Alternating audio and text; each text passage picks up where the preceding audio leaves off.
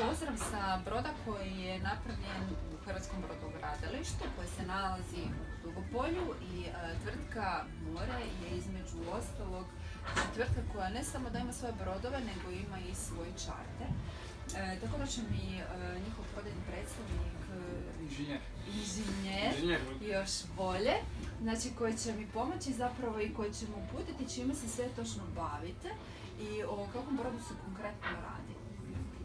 Pa znači, mi smo brodogradilište More brodovi, trenutno imamo u proizvodnji dva modela brodova, to su More 40, znači 40 stopa i More 55. Trenutno u razvoju i treći 47 stopa. A u čemu se radi? Radi se znači o brodovima takozvane klase Performance Cruiser, znači jedrinica koja pruža komfor, a ujedno i jako lijepo i brzo jedu. Znači to je brod s njim možete s obitelji otići na krstarenje, a u međuvremenu i na koju regatu i ostvariti jako dobre rezultate.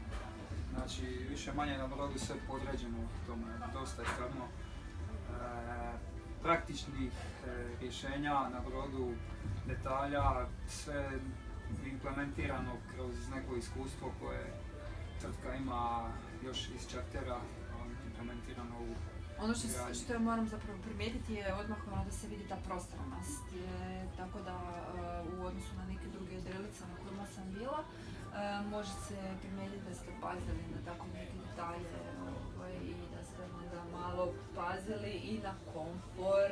Da, apsolutno. Apsolutno, to je bila jedna reći, vodilja, znači da se dobije vani, vidite, veliki, široki, otvoreni kokpit, znači gdje se čovjek ne osjeća zatvoreno i također da se uđe u unutrašnjost, sve je otvoreno, znači nema onih zagušljivog zatvorenog prostora. To su bile osnovne smjernice. Recite mi samo što se tiče materijala koje ste koristili. Da li se radi materijalima koji su iz nekih naših tvornica ili je to bila neka suradnja iz nekim? Pa materijali, znači mi unutar tvornice stvarno širok spektar, znači sve što možemo napraviti unutar tvornice radi se.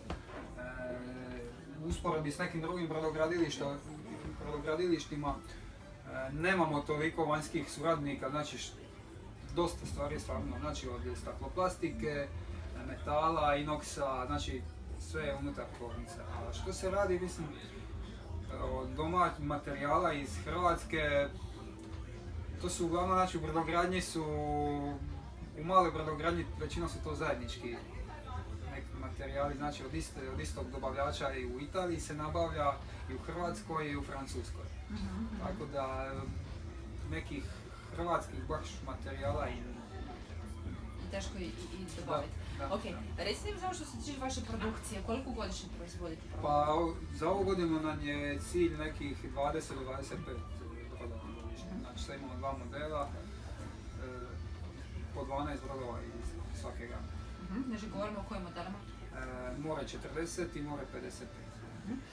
Vaši kupci su uglavnom iz hrvatskog tržišta? Pa najmanje uglavnom strano tržište, znači Skandinavija, Italija, Novi Zeland, Australija, stvarno je cijeli svijet.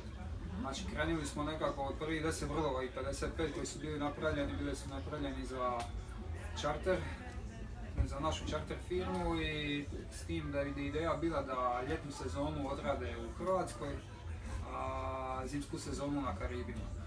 I svake godine imamo flotu brodova koja putuje, odnosno plovi preko Atlantika i vraća se natrag. I tu su se dokazali i trenutno većina kupaca u biti dolazi iz neke vlasničke sfere.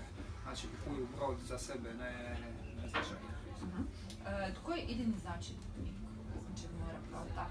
Pa Mora kao takvog, znači sami vlasnici tvrtke, znači bračni par Mandić koji su imali znači, svoju čarter firmu i željeli su brod po nekakvim svojim idejama. I tu počinje suradnja sa talijanskim dizajnerom Mauricijom Cosutijem koji je napravio dizajn, vanjski dizajn i dizajn strukture i hrvatske firme Puls odnosno Lea Čurina i njegove ekipe koji su napravili znači, inženjering unutarnjeg programa. Izvrsno. Može samo za istaknuti neka posebnost za vaše jedrilice? Što je to što ih, osim prostranosti i komfora, osim što su hrvatski proizvodi, što ih još Pa, recimo ako ćemo s neke tehničke strane, znači to su izrazito kvalitetni brodovi gdje su se na detalje se pazilo i ima dosta inženjerskih rješenja. Recimo, jedna stvar koja je zaštitni isto znak je znači centralna struktura broda je izrađena od nehrđajućeg čelika, struktura na koju se hvata kobilica, jarlo se naslanja opet na tu strukturu i karbonskim ojačanjima je prenesena sila na hvatišta opute. Dakle, trup sam ne preuzima toliko sile koliko ta, nazovimo, glavna osovina kičma broda. Ostali stvari, šta znam, prostrana strojarnica, podnice su recimo, za podnice je korišten aluminijska sačasta struktura, takozvani alukomb, znači primjećujete dok šetate, nema onog škriputanja, dosta su krute i ujedno i lagane. Nešto je skuplje rješenje, ali je puno bolje. Ista stvar je recimo korištena vani kod izrade stolova, jer drveni stolovi bi nam se uvijali na suncu. Sad smo znači koristili aluminijsku strukturu, obučenu u drvu. Zatim jedna jako dobra stvar tu kod nas na brodu, znači imamo velik kokpit.